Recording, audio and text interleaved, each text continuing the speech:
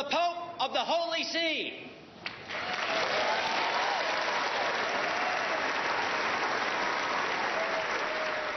Good morning and welcome to Morning Joe. What a historic moment yesterday as Pope Francis walked down that center aisle that we as Americans are used to seeing our president walk down before delivering the State of the Union. But this Pope actually delivered something much more historic yesterday. And the response, different than any speech I think that anybody's seen in the history of Washington, certainly when they're in that chamber. And that is actually a speech that brings Americans together and brought members of Congress together. To talk about that with us this morning, we've got MSNBC contributor Mike Barnicle, ABC News political commentator and NPR senior analyst Cokie Roberts. We've got President and CEO of Politico in Capital New York, Jim Vandehei, and host of MSNBC's Politics Nation and president of the National Action Network, Reverend Al Sharpton, also senior contributor for the Daily Caller and columnist for The Week, Matt Lewis, and also a lot of politics to talk about. If it's 2015, there's a lot of politics to talk about. Pretty surprising polls on both the Democratic side and the Republican side. New polls out. A big shift on the Democratic side. We'll tell you about that in just a little bit. But, Cokie, first, we've got to talk about the Pope's address to Congress yesterday first. It was a remarkable moment.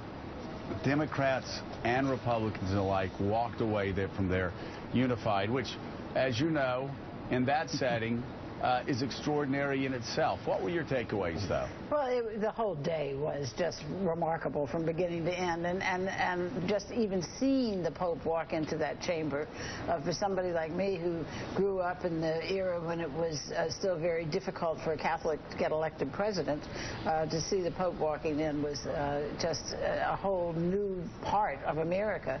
But then after his speech, he came out on that balcony on the west front of the Capitol, and members of Congress came running out to be there while he was coming and blessing everyone.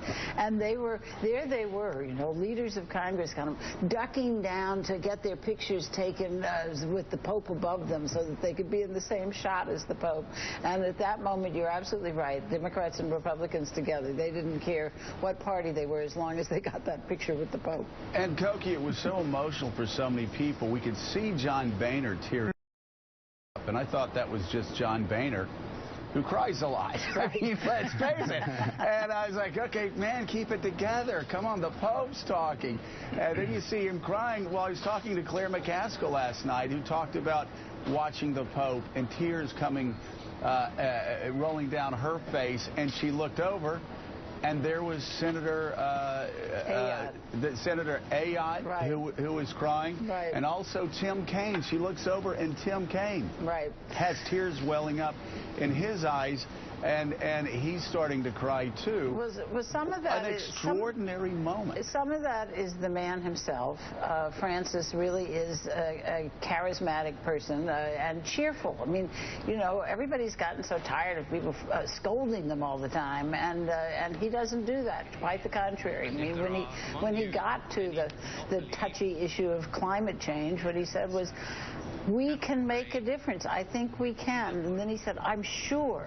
And it was just uplifting rather than something that made you feel all glum and gloomy.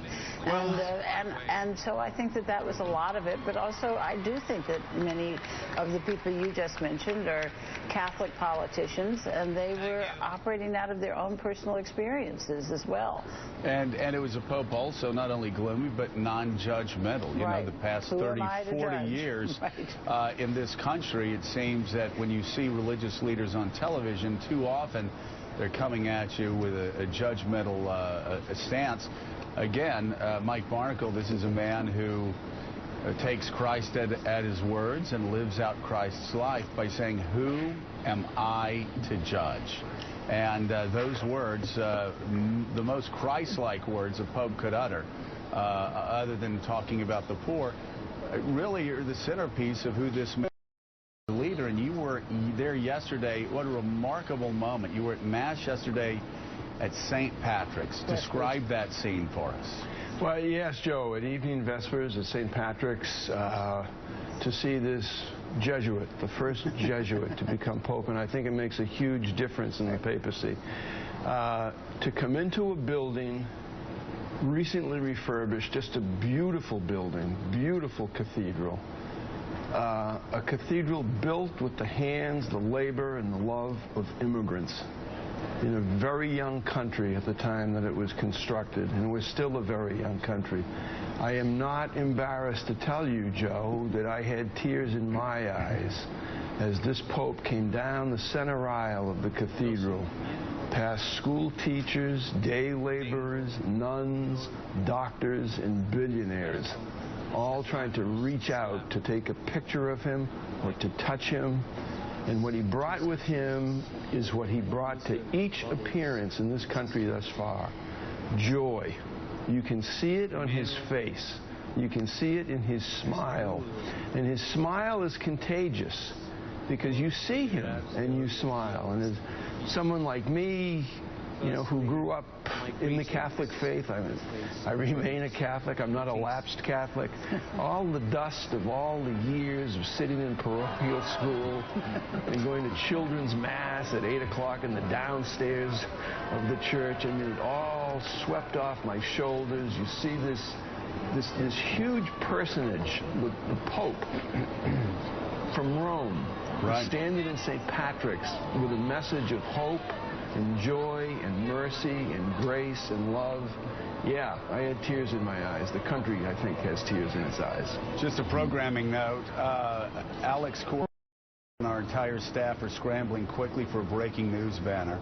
Mike Barnicle just declared he is not a lapsed Catholic. Barnicle, not a lapsed Catholic. A shock to all of us here, as I'm sure it's a shock to all of you as well. I'm not a great Catholic, but I'm not